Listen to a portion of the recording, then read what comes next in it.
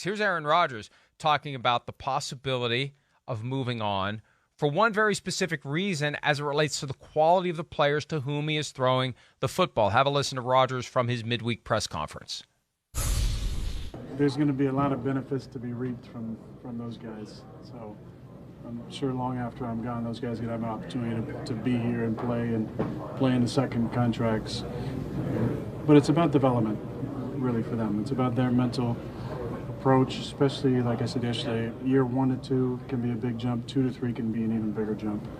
So it's just understanding what it means to be a pro and figuring that out. And hopefully, I think every young player should lean on an older guy and get some advice.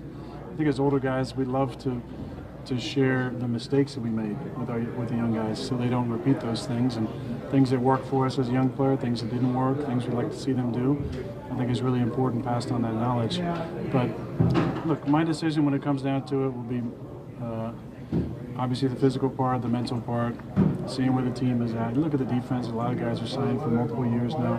That seems to be intact for a while. They've got a good core on the offensive line, some young guys.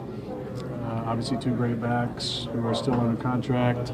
There's some moving pieces, but that'll factor in for sure. But seeing the development of those guys, can't help but be a part of the decision. There's a lot there. There is a lot there.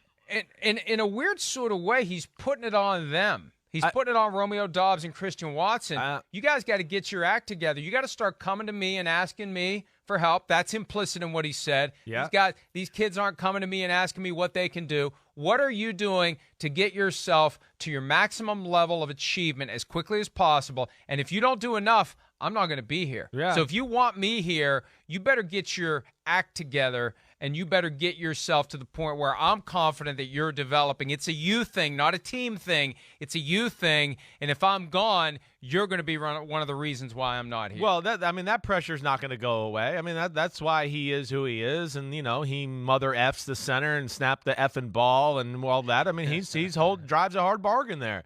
He is the captain of that ship in Green Bay, whether you like it or not.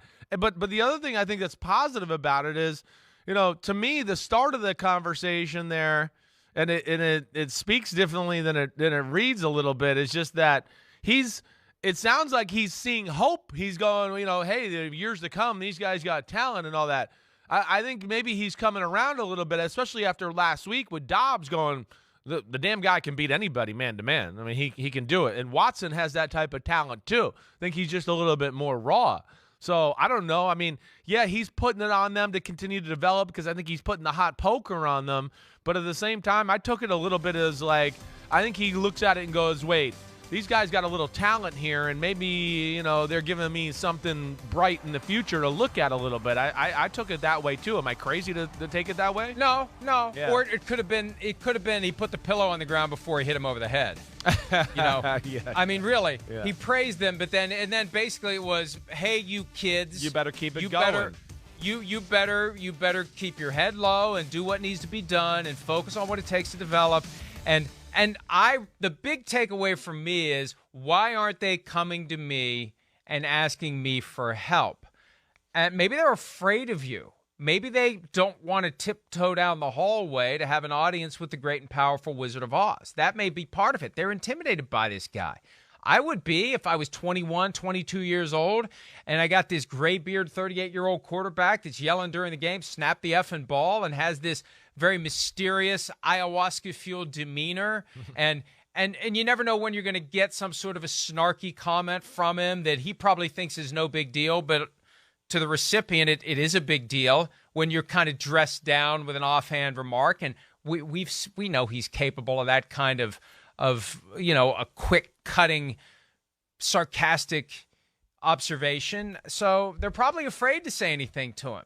He's like, hey, come seek my help, and they're hiding under a rock. They're afraid to come out. I would be. Yeah, that's hopefully he can break through that a little bit. Or that's where a quarterback, is the time you get off the field can soften that whole relationship a little bit. He needs to get them over the house on a Thursday night and have 2 fingers of tequila and cut loose a little bit and let them know him a little bit. That to me is always the way to go. That's to me where a lot of the great quarterbacks have that magic of just being able to balance the human being out a little bit. And I think Rodgers has that. I do in a lot of ways. I do.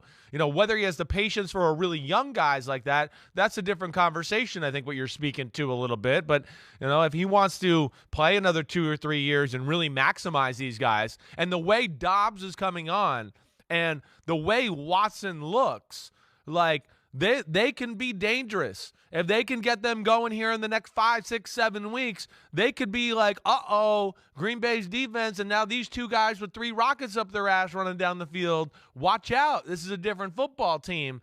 And that's where he's going to cuddle them and bring them under his arm and make them feel like they're his best buddies in the world. As professional broadcasters, I believe we should be strong proponents of, from time to time, enunciating and articulating the T's that are infused into the words that we choose to utilize.